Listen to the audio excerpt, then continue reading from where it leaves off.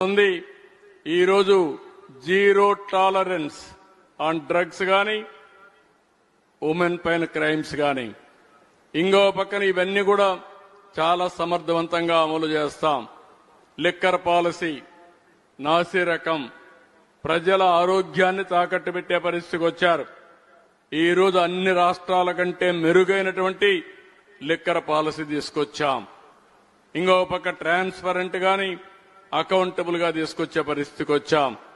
ఇంకో పక్క శాండ్ అయితే నేచర్ ఉచితంగా శాండ్ ఇస్తే దీన్ని ఇష్టానుసారంగా అమ్మి భ్రష్టు పట్టించే పరిస్థితికి వచ్చారు. ఇప్పుడు ఫ్రీ అండ్ ఈజీ యాక్సెస్ తీసుకొచ్చాం. ఇక్కడ ఇంకా జిల్లా యంత్రాంగం చేయాల్సిన అవసరం ఉంది.